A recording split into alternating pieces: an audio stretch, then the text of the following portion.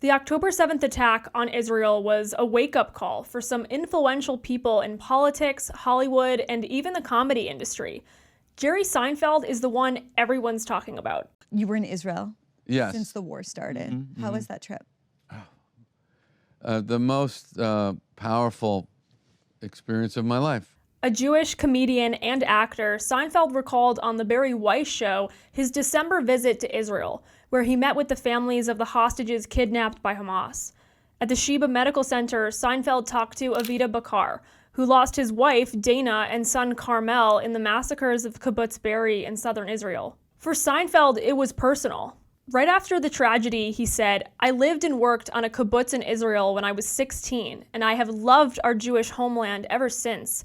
I will always stand with Israel and the Jewish people." With anti-Semitism exploding across the globe, Seinfeld has advocated for the protection of the Jewish state and its people. But the struggle of being Jewish is also ancient, thousands of years of struggle, and Israel is the latest one. But after the invasion, Seinfeld found himself outnumbered by loud anti-Israel celebrities and activists.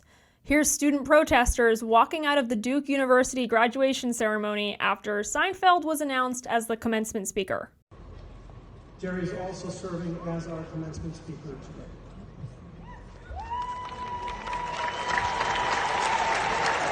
Some of Seinfeld's recent shows have attracted hecklers and agitators who've called him a Nazi and a genocide supporter. You're a genocide supporter!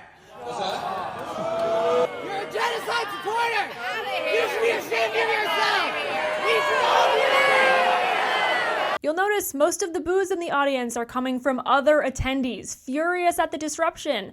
Don't these kids at Columbia and other elite colleges realize by now that they're only driving away moderates and normal people? You're not doing anything constructive, you're just making people mad. The anti-Israel activism on college campuses is just hive mind. Students radicalized into Marxism by their professors, but ignorant about the conflict they're yelling about.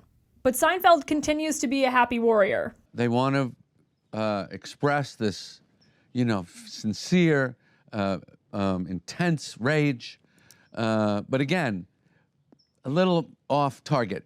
Right, right. Little off target. So that's, to me, comedic. In fact, he offered this young generation sage advice about how to not take yourself too seriously. Instead of complaining about white supremacy and democracy dying, you, the Duke graduate, could have a winner's mentality and make something of the opportunities you've been given. Privilege is a word that has taken quite a beating lately. Privilege today seems to be the worst thing you can have. I would like to take a moment to defend it. Seinfeld is a real contrarian thinker and comic. Let's be real, comedy used to be better because there weren't sensitivity readers breathing down your neck. On a recent episode of the New York Radio Hour, Seinfeld said, "TV isn't funny anymore because of political correctness. It used to be you would go home at the end of the day, most people would go, oh, Cheers is on. Oh, MASH is on. Oh, Mary Tyler Moore is on. All in the Family is on. You just expected there'll be some funny stuff we can watch on TV tonight. Well, guess what? Where is it? This is the result of the extreme left and PC crap and people worrying so much about offending other people. When you write a script and it goes into 4 or 5 different hands, committees, groups, here's our thought about this joke. Well, that's the end of your comedy." So much comedy now just bashes or rides the coattails of Trump. Looking at you, Saturday Night Live. Here's Seinfeld and Bill Maher talking about how everyone needs to calm down about Trump. Basically blasphemous to say in entertainment. I'm not going to lose my nervous system about Trump again. If he ends the world, he's going to end the world. I'm not going to go nuts again if he wins another term. I just can't. I hope you have that wherewithal. Well, what are you going to do? I don't know. I'm trying to stay right there. Yes. Trying to stay What, are right you there. going to get anxious like a millennial? No. Yeah, it's right, good, exactly. And once again, Seinfeld agrees Gen Z is a bunch of drama queens that probably needs to go touch grass. That generation, especially the Z generation, are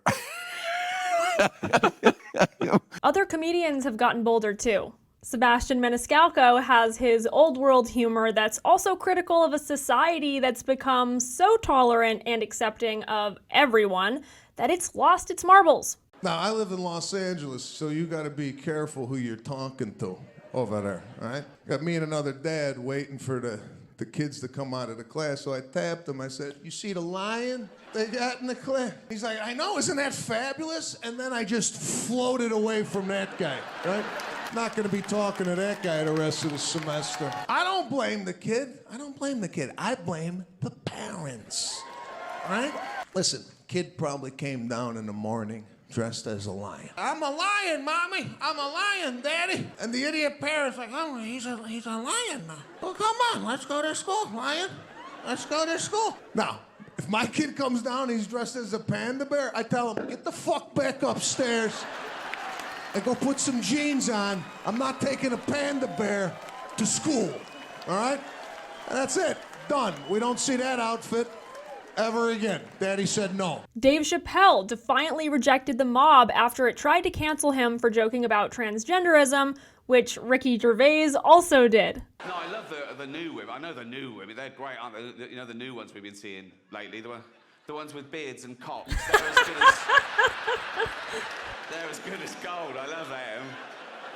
These guys are not explicitly right-wing, but they delve into topics that the comedy gatekeepers have long decided are off-limits, as Christian Schneider wrote for National Review. In its best form, comedy should be an equal opportunity offender, being irreverent to all ideas and people, regardless of politics. SNL may be redeemable too.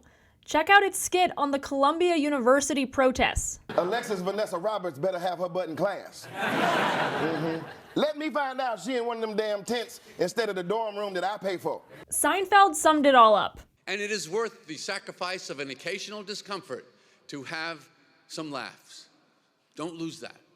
Even if it's at the cost of occasional hard feelings, it's okay, you gotta laugh. That is the one thing at the end of your life you will not wish you did less of. Humor is the most powerful, most survival, essential quality you will ever have or need. To learn more about how the Columbia protesters that SNL roasted laid siege to a once reputable university, click here.